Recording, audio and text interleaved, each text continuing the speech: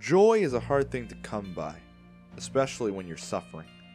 But to be able to give so much joy to so many people while you yourself are suffering, well, that's just plain heroic. Console, motivate, inspire. These are only some of the things that Robin Williams did for all of us during his prolific career. From magical beings, to doctors, to pirates, to robots. Robin Williams has done it all, and has been a source of positivity for children, as well as adults, for at least half a century. And that doesn't seem to be changing anytime soon. So to commemorate this great actor, I wanted to take a look at his most iconic role as John Jacob Jingleheimer Schmidt in Tu Wong Fu Thanks for Everything, Julie Newmar. What do you mean, dead poets?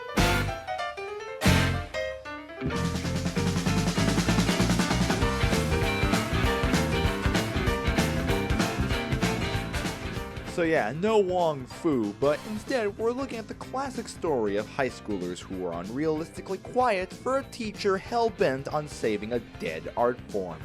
Though give the movie this, that art form is the reason I picked this movie to begin with. I figured that maybe there was something interesting here in regards to poetry. After all, there are so many distinct features in poetry that are completely language dependent. You can't realistically translate Shakespeare, for example, into French for a number of different reasons. Le pentamètre iambique, ça n'existe pas en français.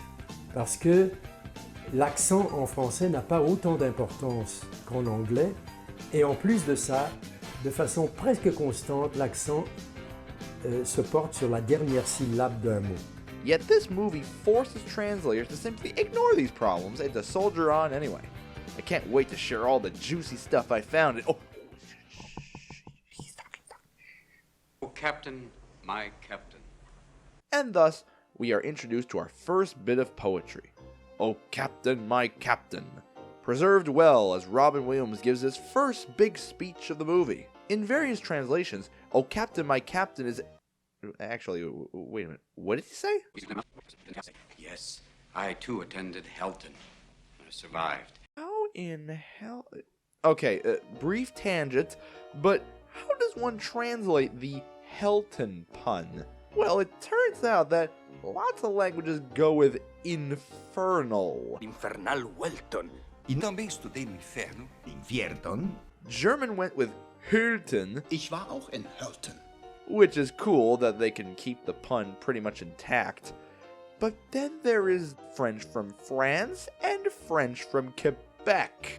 In the case of the Quebec French, they do... Oui, j'ai moi aussi étudié ici, et j'y ai survécu. Nothing. Whereas the French from France pulled out something I never knew it could. Feast your eyes on this. J'ai étudié aussi à Welcon, et j'ai survécu. Welcome! Now that is good writing. Genius, really. Makes you wonder what the point is of that other French dub. But with that being said, let's move on to... Monsieur Piss? A Pitz. Monsieur Piss? What in frick... Again, that is genius, France. Good job, man. Good job. In fact, the more you look into it, the more that this entire movie is like a battle between the two different French language dubs. I was originally going to write in this huge boxing match skit to properly represent this battle, but as I continued to research this movie, I realized that it wouldn't work because it's less of a tense matchup as much as it is a beatdown. The French from France dub has a million small touches that just elevate it into something magnificent, and the Quebec version has a billion more stupid things that are unique to it and it alone. Like this line here where Robin Williams is talking about how... I know. A lot of you look forward to this about as much as you look forward to root canal work. In France, they say, looking forward to this the same way you're looking forward to the drill at the dentist. In Quebec, they say, Beaucoup parmi vous préférez aller se foutre à l'eau plutôt que d'en parler. You would prefer to chuck yourself in a lake. Which is just not what they said. Not even a little bit. Or take this line with the kids in the cave. And the figure in the center of the puzzle as she completed it. I know what you're thinking. what the hell could you even mess up here from a translation perspective? Like, you probably can't even guess because there literally isn't enough to work with. But somehow, amazingly, they managed to mess this up. Et que cette personne, qui était assise dans son fauteuil Louis XIII, What the hell is even that? It's this. Yeah, it's just a style of chair, I guess. Named after Louis XIII. Again, it's not that this is intrinsically wrong or bad, it's just that it deviates from the source material for no reason whatsoever.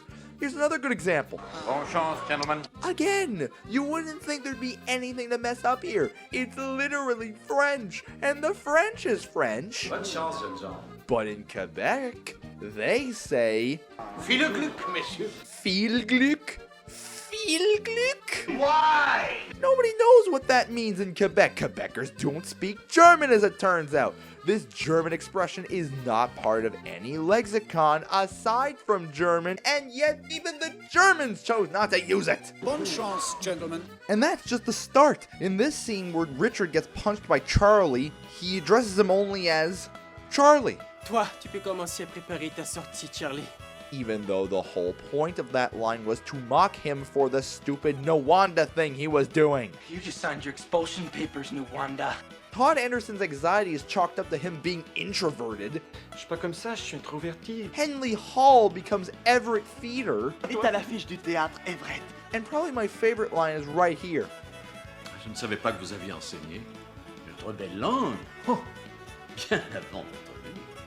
Here he refers to the teaching of poetry as the teaching of our beautiful language, despite the fact that he is teaching an English class! Et qui a enseigné ces dernières années la matière dans laquelle il excelle, la littérature anglaise à l'école Chester de Londres. So great, we have a principal in Quebec who doesn't know the difference between an English class and a French class. No wonder the Latin class is so terrible! Alright, so as for the poetry, in this line, we see a great excerpt from look, I tried, okay, but the Latin class is so bad. It's so bad, I need to talk about it. It's just how this movie is, man. You can try to focus on an overarching theme like the poetry, for example, and every other minute this movie gives me something I can rant about for hours. Alright, well, let's listen to the lesson in English. Agricolam. Agricola. Agricolae. Agricolarum. Agricolis. Agricolas. Agricolis. Again, please. Agricola. So this is what is called classical restored pronunciation. Basically, what historians have been able to discover was the phonology of someone like, say, Cicero, who incidentally would have been called Cicero in his own time. There's obviously a heavy English accent in the recitation, but it's still accurate. It's correct, with an accent. Here's the German. Agricolam. Agricolam. Agricola. Agricola. Agricole. Agricole. Pretty much the same, except instead of saying agricolae, they say agricole. At first I chalked this up to being a straight up mistake. You suck! But then I realized that it's only a mistake in the CRP. But they aren't doing the classical pronunciation. They are using the ecclesiastical pronunciation, Church Latin, which indeed pronounces the I as E. So yeah, depending on the dub, the Latin teaching is teaching classical Latin or ecclesiastical Latin. Here's the list. These are the dubs that I had access to make the list, with the exception of one particular dub, which pronounces the Latin so badly, it somehow does neither. Oh, for God's sake. Agricola. Agricola. Agricole. Agricole. Agricole. Agricole. But hey, let's not bash the Quebec too much here, because as it turns out, the moment you go beyond the most basic of drills into, say, vocabulary that isn't part of a drill, the entire list I made falls off the rails. So let's just make a third category and give a bit of a challenge to the teacher here. Let's just say the word aedificium, or in ecclesiastic, edificium. You ready, everyone? All right, let's do it! Edificium. Edificium. Edificium. Edificio. Edificium. Edificium. Edificium. Úgy mondják, edificium. The only ones remaining are the English, Italian, and Japanese. Wow. I can't imagine what this guy must sound like when he's speaking actual sentences, if he even knows how. But now, let's begin analyzing the poetry. How do different languages translate something so dependent on the original language as poetry? Let's start off with some Shakespeare and analyze how languages get around the... Robin, what are you doing? You've seen Mr. Marlon Brando. No, with Shakespeare can be different. Friends, Romans, countrymen. Let me rest.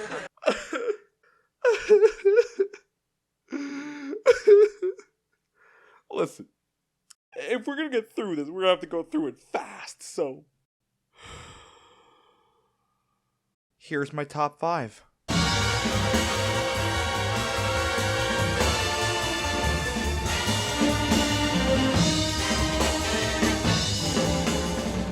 Number 5. Polish. Marlon Brando zabrałby się do tego inaczej. Number 4. Wait, what in hell is that? I'm never gonna talk about the poetry. We're never gonna get there. So, what you just heard is called voiceover translation. And that guy you heard is called a lector, or reader. This is a type of translation that is also popular in Russia. In fact, although there was state-owned television in Poland in 1937, it was interrupted by the Second World War just 2 years in, and by the time they got their TVs back, the Soviet Union was in control. So odds are this weird demented tradition came from the Russians originally. And we're not talking about some famous actor giving an audiobook for a classic piece of literature. We're talking more about that one kid in class who had such terrible cadence that you understood the text less than if you read it in your head. Didn't you always hate that kid?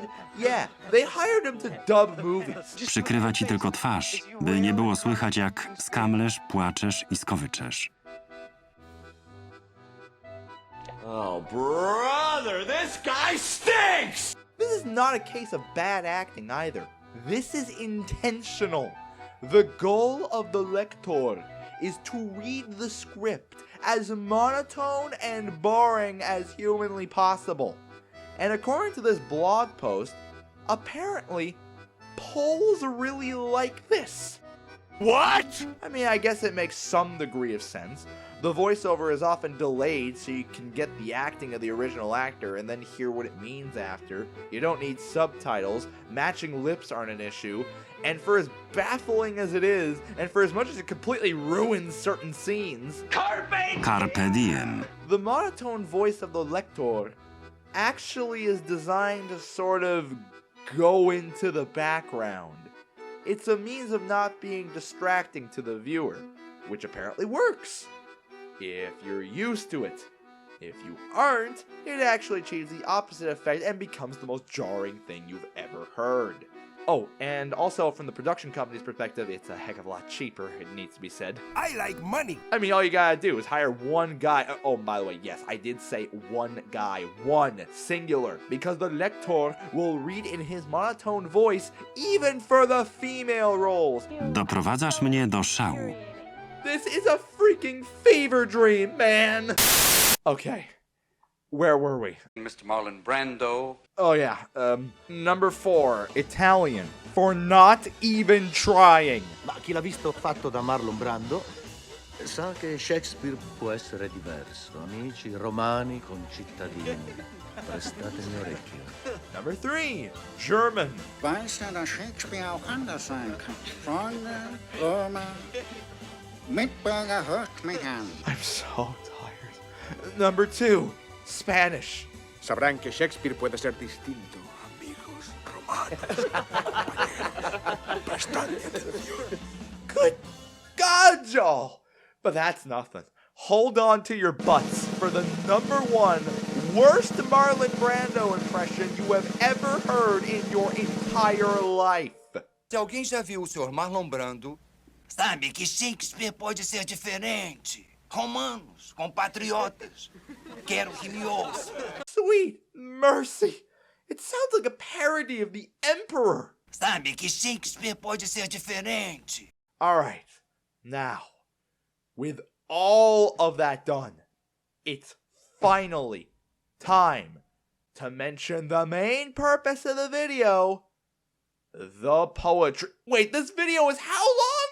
You know, I really wasn't expecting to make a two-parter this soon after the last one. Check it out, by the way. But, good God, this movie has so much crap in it to talk about. I didn't even get into how none of the numbers match, or how the French version sings Flight of the Valkyries. There's so much little stuff in this movie that made me want to rip the hair out of my head. Though at the same time, I gotta admit, it also made me laugh my ass off the entire way. So, tune in next time when we actually see how the different dubs chose to go about translating the actual poetry in this movie. Yeah, that is what the movie's about, right? See you next time. I promise. We're actually gonna do it.